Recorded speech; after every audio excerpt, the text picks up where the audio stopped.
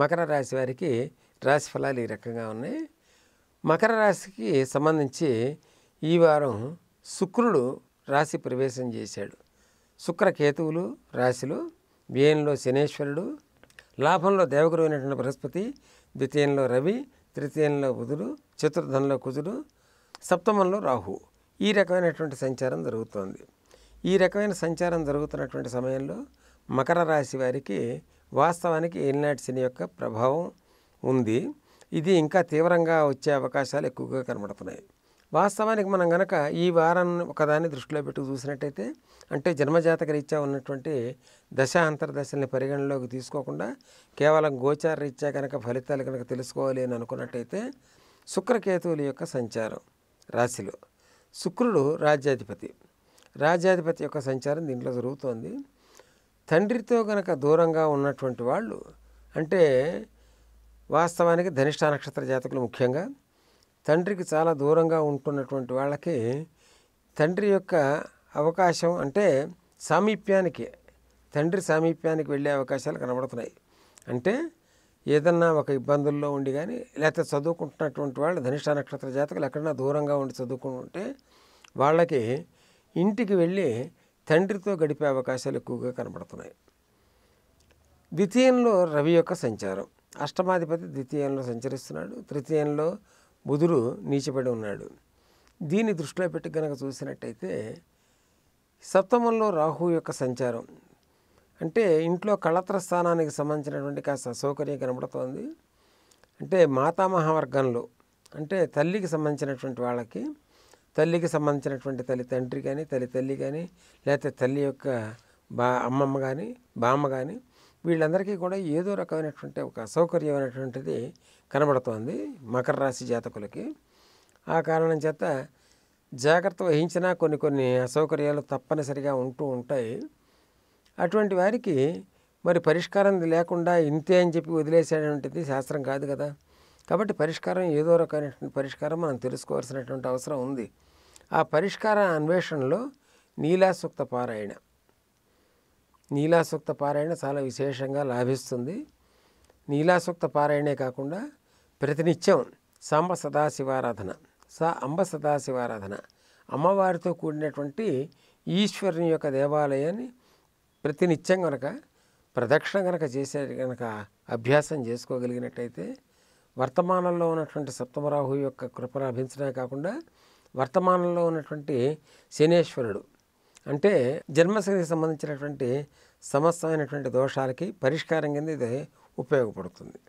మకర రాశి వారికి మరొక చిన్న సూచన, ఏ పరిస్థితిలోనూ తగాదాలకు వెళ్ళటం కానీ, పట్టుదలకు పోవటం కానీ చేయకపోవటం మంచిది.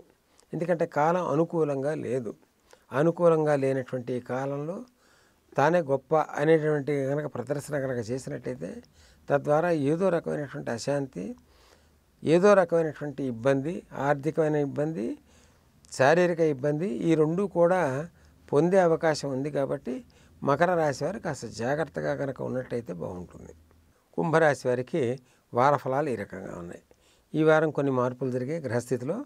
ఆ మార్పులను అనుసరించి గ్రహస్థితి ఏ రకంగా ఉందంటే, రవి కుంభంలో సంచరిస్తున్నాడు, ద్వితీయంలో బుధుడు, తృతీయంలో కుజుడు, 6 రాహువు, వ్యయంలో శుక్రకేతువులు, లాభంలో శనేశ్వరుడు, రాజ్యంలో దేవగురు అయినటువంటి బృహస్పతి. ఈ సంచారాన్ని దృష్టిలో పెట్టుకుని చూసినట్టయితే కుంభరాశి వారికి భగవంతుడు మరొక విశేషమైనటువంటి లాభప్రదమైనటువంటి అవకాశాన్ని ప్రసాదించాడు. ఈ లాభప్రదమైనటువంటి అవకాశాన్ని ఏ కారణం చేత ప్రసాదించాడంటే, ఏ వృత్తిలో ఉన్నా సరే ఆ వృత్తిలో వీరికి ఎంతో అంత లాభం అనేటువంటిది తప్పనిసరిగా కలుగుతుంది. మాఘమాసాంతర్గతంగా ఉన్నటువంటి విజయ ఏకాదశి అనే ఒక మహాపర్వదినం రోజు ఈ వారంలో ఉంది, 2వ తారీఖు మార్చి.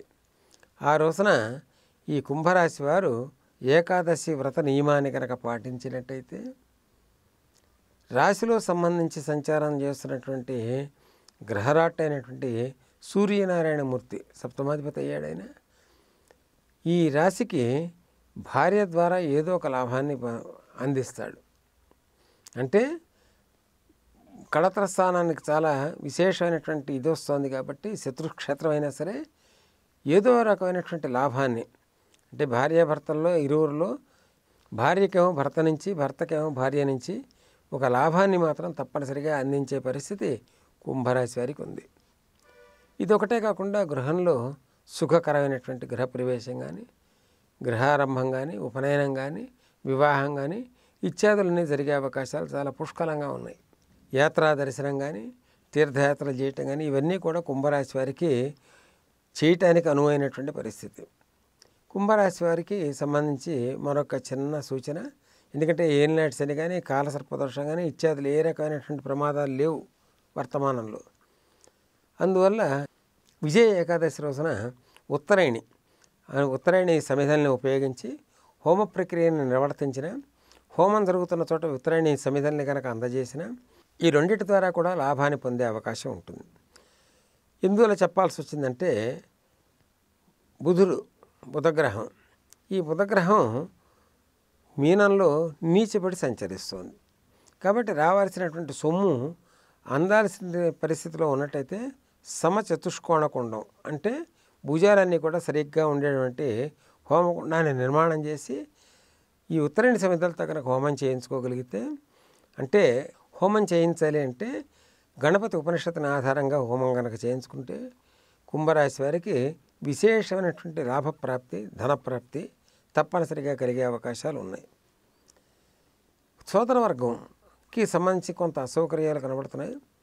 అంటే కనిష్ట భాతృస్థానానికి సంబంధించినటువంటి అసౌకర్యాలు కొన్ని కనబడుతున్నాయి. దీనికి సంబంధించిన ఏదైనా పరిహార ప్రక్రియ చేయాలి అని అనుకున్నట్టయితే సుబ్రహ్మణ్య ఆరాధన అది చేయలేనటువంటి వాళ్ళు సుబ్రహ్మణ్య ఆరాధనకు సంబంధించినటువంటి కొన్ని పుస్తకాలని కనీసం 6 మందికి తగ్గకుండా పంచటం, ఆ పంచే సమయంలో పటిక బెల్లం, డ్రై ఫ్రూట్స్ ఇవి తప్పనిసరిగా కనుక పంచినట్టయితే సోదరీ వర్గానికి సంబంధించినటువంటి కనిష్ట భాతృస్థానానికి, అంటే తమ్ముళ్ళు, చెల్లెళ్ళు వీళ్ళకి సంబంధించినటువంటి ఏ అసౌకర్యం ఉన్నా కూడా అది తొలగిపోయే అవకాశం ఉంది.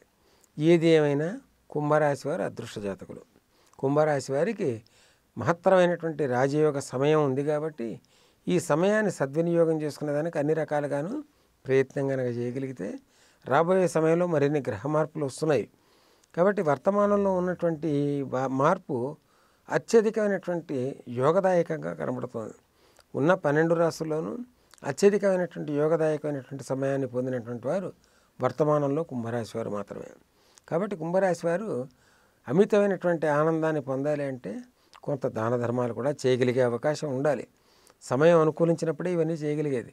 కాబట్టి చిన్న చిన్న దాన ధర్మాలు కనుక చేయగలిగినట్టయితే, యథాశక్తి చేయగలిగినట్టయితే కుంభరాశి వారికి మహత్తరమైనటువంటి రాజయోగ సమయాన్ని నిర్ద్వందంగా చెప్పే అవకాశం ఈ వారం ఉంది. మీనరాశి వారికి రాశి ఫలాలు ఈ రకంగా ఉన్నాయి. ఈ వారం గ్రహ సంచారం కొన్ని మార్పులకు లోనైంది. ఈ లోనైనటువంటి గ్రహ సంచారాన్ని ఆధారంగా చేసుకుని మీనరాశిలో బుధుడు సంచరిస్తున్నాడు, ద్వితీయంలో కుజుడు, పంచమంలో రాహువు, వ్యయంలో రవి, లాభంలో శుక్రకేతువులు, రాజ్యంలో శనేశ్వరుడు, భాగ్యంలో గురువు. ఈ రకమైనటువంటి సంచారం జరుగుతోంది. ఈ సంచారాన్ని దృష్టిలో కనుక పెట్టుకుని కనుక మీనరాశి వారి యొక్క వారఫలాలు కనుక పరిశీలించినట్టయితే ఈ మీనరాశి వారికి 6 అంటే శత్రుస్థానానికి సంబంధించినటువంటి రవి వ్యయంలో ఉన్నాడు కాబట్టి శత్రువుల మీద ఒక మెట్టు పైకెక్కే అవకాశం కనబడుతోంది. అంటే విజయప్రాప్తికి సంబంధించినటువంటి ఒక అంశం దోహదపడేట్టుగా కనబడుతోంది. కాబట్టి కోర్టు కేసులు కానీ ఇతరత్ర కానీ ఉన్నట్టయితే తప్పనిసరిగా చిన్న ప్రయత్నం ద్వారా ఈ కేసుల నుంచి విముక్తి అయ్యే అవకాశాలు కనబడుతున్నాయి. వీళ్ళదే పైచేయి ఉంటుంది. మరొక విషయం ఏంటంటే ద్వితీయంలో కుజుని యొక్క సంచారం స్వస్థానగతులైనటువంటి వాడు ధనానికి సంబంధించిన చిన్న చిన్న ఆటుపోట్లు ఉన్నా కూడా, సంతానానికి సంబంధించినటువంటి చిన్న చిన్న ఆటుపోట్లు జరుగుతున్నా కూడా సంతానానికి సంబంధించి ఏదో రకమైనటువంటి ఒక శుభవ్యయం అనేటువంటిది గోచరిస్తుంది. లాభంలో ఉన్నటువంటి శుక్రకేతువుల యొక్క సంచారం దీనికి దోహదపడుతుంది. రాజ్యంలో ఉన్నటువంటి శనేశ్వరుని యొక్క సంచారం చాలా కాలం నుంచి జరుగుతోంది. వృత్తి వ్యాపారాల్లో చిన్న చిన్న మార్పులు అనేవి సహజంగా ఉంటాయి కాబట్టి దాని గురించి మనం పెద్ద పట్టించుకోవాల్సినటువంటి అవసరం లేదు. భాగ్యంలో జరుగుతున్నటువంటి దేవగురువు యొక్క బృహస్పతి యొక్క సంచారం, ఆయన యొక్క దృష్టి, పంచమ దృష్టి మీనరాశి మీద ఉంది కాబట్టి దీని ఆధారంగా కనుక చూసినట్టయితే రాష్ట్రాధిపతి యొక్క దృష్టి ఉంది కాబట్టి ధనానికి సంబంధించినటువంటి ఏ రకమైన లోటు లేకుండా చేసే అవకాశాలు ఎక్కువగా కనబడుతున్నాయి.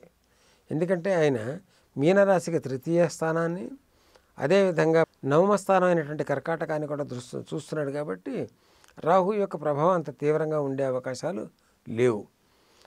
మీనరాశి వారికి ఇంచుమించుగా ఈ వర్తమాన పరిస్థితుల్లో కనుక 12 రాశుల్ని బేరీజ్ వేసి చూసుకున్నట్టయితే మీనరాశి వారికి కూడా సుఖకరమైనటువంటి జీవితానికి సంబంధించినటువంటి సమయం జరుగుతోంది.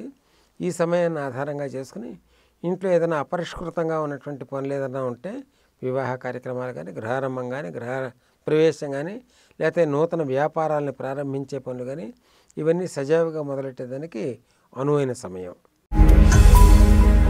ఈ వీడియో గనుక మీకు నచ్చినట్లయితే లైక్ చేయండి, షేర్ చేయండి. మరిన్ని వీడియోస్ కోసం మా ఛానల్ను సబ్స్క్రైబ్ చేయండి.